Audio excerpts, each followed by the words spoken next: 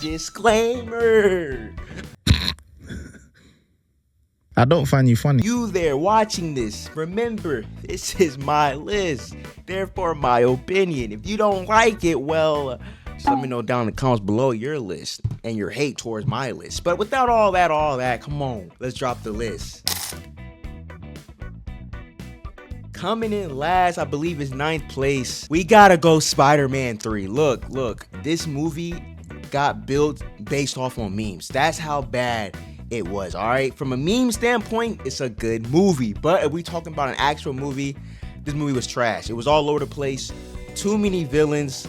A lot of stories that just didn't make sense, and it should have hit better. It's sad the way that ended Tobey Maguire's trilogy is such a pathetic, bad way. It had fine moments in it. You finally got to see the Black Spider-Man suit in the live action, but mainly other than that, I mean, you see a little bit of Bully Maguire, I guess, having fun out there. But other than that, man, look, this movie, just compared to its other two for sure, is easily the weakest of those three and the weakest Spider-Man movie we've seen in live action thus far.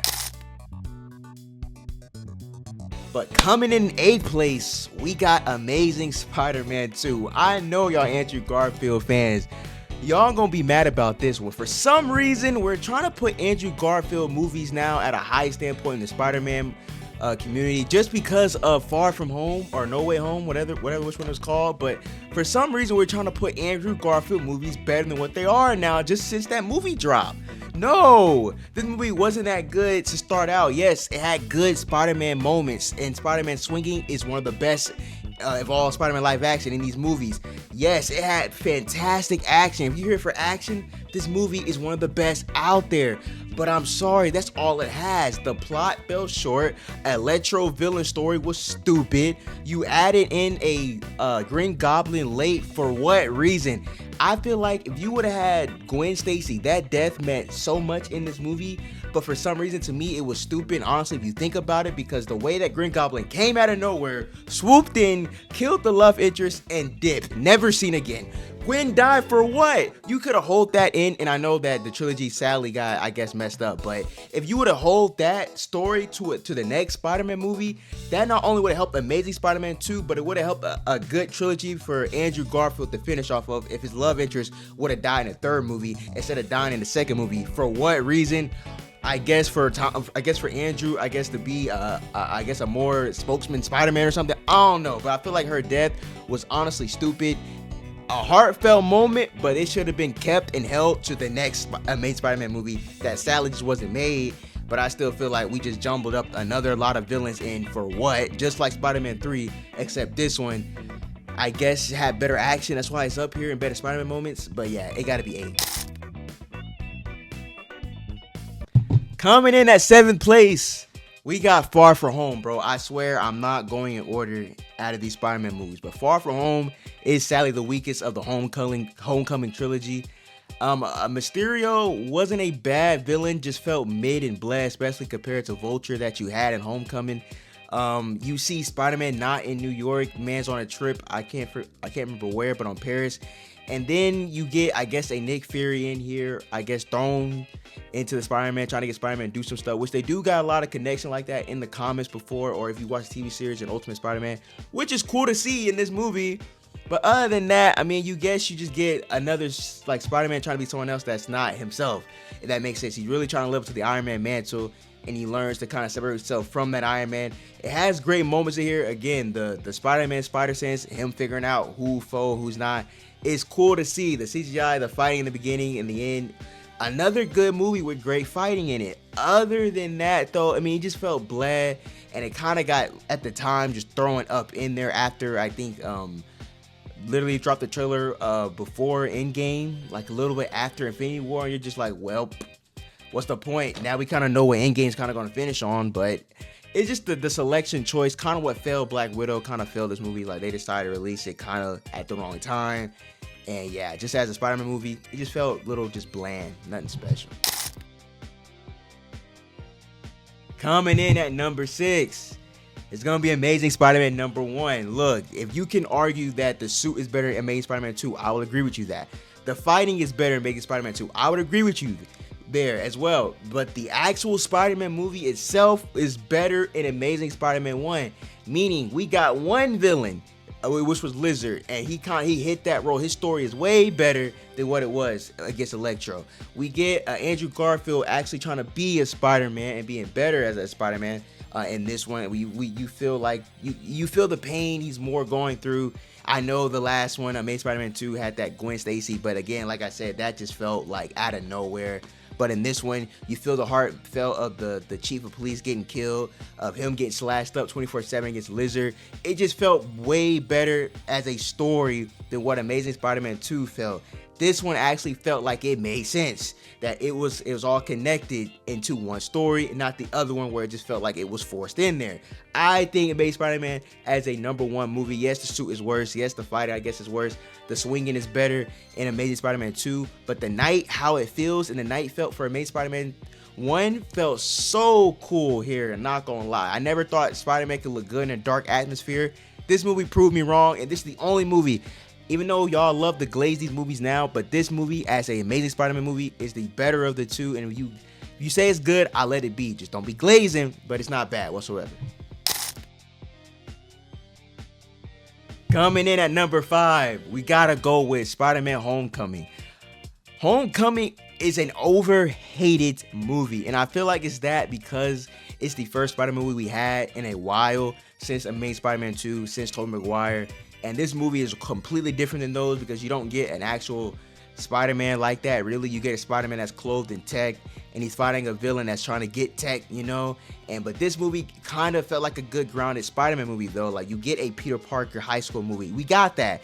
You get a Spider-Man a little bit team up with an Iron Man. You with another Avenger hero. You get that. You get a Spider-Man that doesn't want to rely on the suit anymore, into a good villain in the Vulture. The Vulture is one of the best villains to come out at a Spider-Man movie. Hands down. You might not agree, but as a villain, how he was and what he was doing, it made sense. The way how he started to where he was now, and then the little twist of his daughter, the daughter being the love interest, Spider-Man, get my words out. It's just fun. It's cool to see. And then the code thing that he said in the car to Peter Parker. Look, man, this movie, especially in fighting scene, was an underrated scene. Seeing how you just seeing him growing as what he was in Civil War into this. You might not love the text, you might not love the gadgets, but this is easily one of the better of the Spider-Man movies in all of Spider-Man live action movies, especially Homecoming. I feel like this is one of Tom Holland's best moments as Spider-Man. Now, the main thing you could say about this movie being bad, I guess, is the swinging. It's way better practical swinging than I do believe in CGI. I feel like that was honestly a mistake on their part. But other than that, it's just a good 7 out of 10 movie, 7.5 out of 10. Coming at number 4, we got Tobey Maguire Spider-Man #1. The OG Spider-Man out of the OG Spider-Man. I know this all nostalgia based to y'all though, but this movie as a whole, man, Green Goblin, Tobey Maguire Spider-Man, I mean the iconic Spider-Man Green Goblin duo. I mean, this movie, I mean, what more could you say about it? You kind of get what you want. It's literally a comic book coming to life. Literally, that's all what this movie is from start to finish. I mean, especially the year that it came out of, it was good. It was peak, man. Like, the first brand of Spider-Man that we have seen, honestly, to this day, it holds up well for Spider-Man movies. This is a prime example of what it be. Now, I guess watching later on, you could tell, like, okay, like, Tobey Maguire isn't really a comic accurate Spider-Man, but he is a good Peter Parker. You get a Uncle Ben death scene in here. You see him getting bit by the spider. I mean, it's literally a comic book come to life. He doesn't have the practical jokes. That's all fine, that's cool. The Green Goblin, all that to it, the fighting, the raid scene at the end, man, the beat up Spider-Man, how he was looking, the train stuff, like, it's just all in one, man. This movie as a whole is easily one of the best Spider-Man movies we ever had. But coming in the top 3, we got Spider-Man 2, not prequel, Spider-Man, his sequel. Tobey Maguire started off with a bang. From Spider-Man 1 to Spider-Man 2. I mean, this Spider-Man 2 is easily one of the better of the sequels, man. You go from Green Goblin to Dr. Octopus.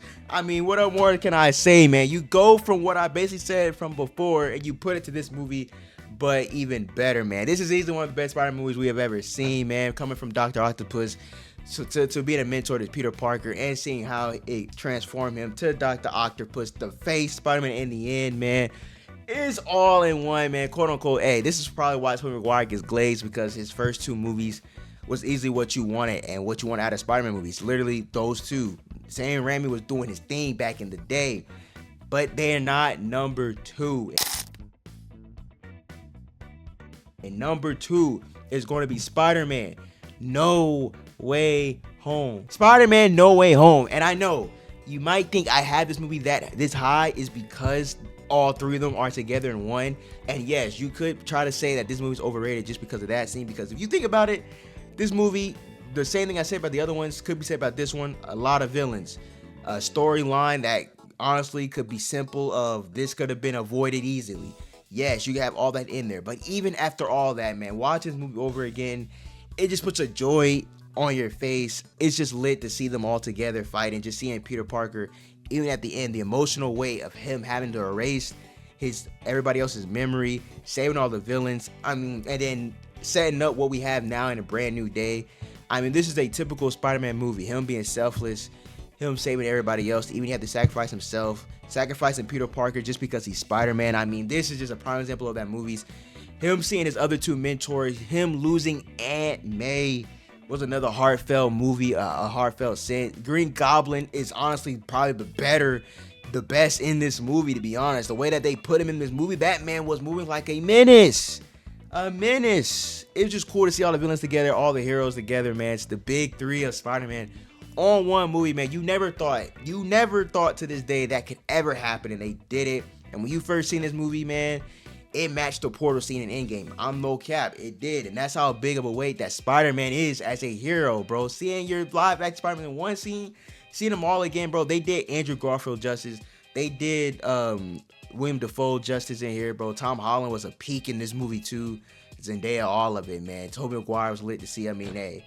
But it's not number 1, because number 1, even though we said nothing but good on the last few movies, number 1 is Spider-Man Brand New Day. And yes, it didn't release yet. No one cares. It's easily going to be the best. That's all I got to see. All I had to see was 3 minutes of that trailer, and it's the best Spider-Man movie. It don't got that much comp, but it's still going to be the best Spider-Man movie we all have seen, man. Seeing Tom Holland grown as a Spider-Man, oh my goodness. As a Tom Holland lover of a Spider-Man that he was, bro, y'all was hating on his name, and you see him in this movie, bro. You see the growth that was going to happen. That final swing that we seen in No Way Home be in this movie, man. The swinging is back. We got Punisher, we got Hulk, we got Scorpion, man.